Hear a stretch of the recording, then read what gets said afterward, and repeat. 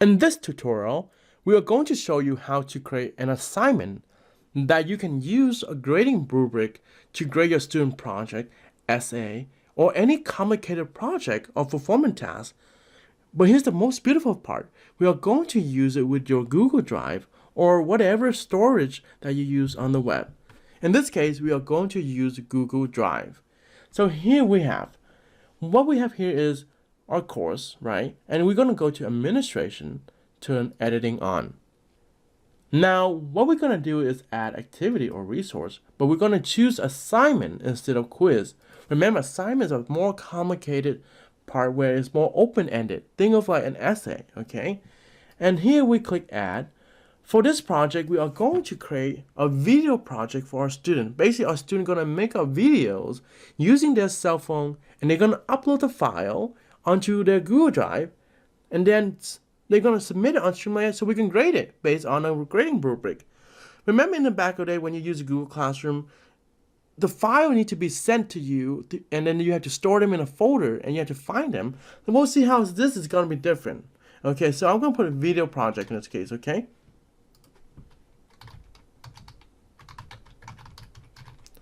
But you get the point after we finish this.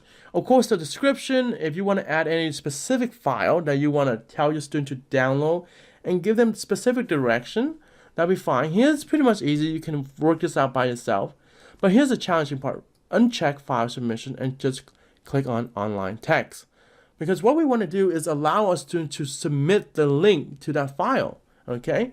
Instead of emailing us, they just submit the link. For feedback, we're going to uncheck this, we're just going to have this. And then for submission setting, you can make changes based on your student needs or based on the task that you have, but I'm just going to keep it the same. And then lastly, under grades, I'm going to choose from simple direct grading to rubric, okay? And I'm going to change this to 50 point, okay? And then I'm going to put in a random folder that the unit belongs to. If this is a project, I'm going to put under second semester. How about this is a performance task assessment? How about this is going to count as a performance task assessment. If you want to choose blind marking, that means the student name will be hidden from you. So that way you're not going to be biased toward a particular student. But now I'm going to keep it the same because I want you to see what it looks like. And click save and display. Here under making the rubric, advanced grading, you have two options. Make your own rubric. Okay, very straightforward, or you can create from one of our templates. So I'm going to choose this template in this case. Well, we have multiple templates, but you can actually search based on the name if you want to. And we would have pop up the name of the template. See right there? So in this case, what I'm going to use is I'm going to use this template, the very first one, just to make things a lot easier. But you can choose your template. And we click continue. Once you have this template, you can edit the current form and make it your own template, okay? You see how beautiful that is? So that's the key thing. And just click on here. Now you can edit template. But what we're going to do is we're going to keep everything the same, okay? I'm going to click cancel. But that's pretty much it. Now we click go back on our video project. Notice how we have one participant because this is a fake course. We only have one student. And view all submission. Nothing has been submitted so far. We only have one student. So let's go back to look at our student view. Now on my student view, notice how this video project is there. I'm going to click on it. And look at this. We have our grading rubric, right? If we upload a file, it will be here as well. But this is the rubric that students also see as well, so they know how many points it's going to worth. And that's amazing because now the student know exactly what they expect to do to get a perfect score. And then all they have to do is click on add submission, okay? And this is where they're gonna paste the URL link, okay? But before they do that, here's the trick. You see right there? Click on this link right there, just for now. And then I'm gonna go back to my student Google Drive. So assume this is your student Google Drive, and that's my videos right there. I'm gonna right click, I'm gonna share, okay? And here you see anyone with the link can comment. So I'm just going to copy that link. And that's the key thing. You need to allow to be comments so that way you can communicate to your student the great thing they did for the video or provide them constructive feedback. So I copy and I'm done. Now I go back here. I just paste in the link, okay? And I click open new window. It doesn't really matter, but I like it, the fact that it's open new window, so I don't have to click back and forth and create. And then you are done on the student end. You see how easy it is? And if the student needs to edit a submission, they can always change it. Remember, you have the ability to lock it so they cannot make any changes as well.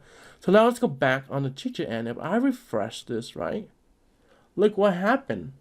You submit it for grading. And if I click on this, let's look at this. If I click on grade, okay, look what happened. You see that link right there? You just click on it. And it will take you directly to the videos, okay? And then if you play the video, okay, what you can do now is you can add comments on it. You can put awesome or some kind of constructive feedback that kind of motivate your student to do a great job. And you can add multiple comments as well. You see how beautiful this is? So this will make your life a lot easier. And then when you grade them, you just choose and you can provide a little bit of comment if you want to. Choose another one. And there you go. And then you can put another comment right here if you want to. So your student will know exactly how you felt about this particular project, the final product. And then you save. And if you have multiple students, you will save and show next student. But save changes. And it would notify the student that is being graded. And look at this. Let's look at it on the back end of our student. Let's see what it look like. Okay. So if I were to refresh this, look what happened.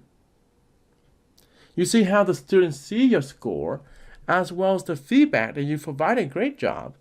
And then the score values, remember it is based on a rubric, but it automatically calculates based on 45 points, so you don't have to do any work at all. So that is one way you can use it in a way that take this learning project to the next level and combine with the power of Google Drive to make it a very complex performance task that you can grade based on a rubric.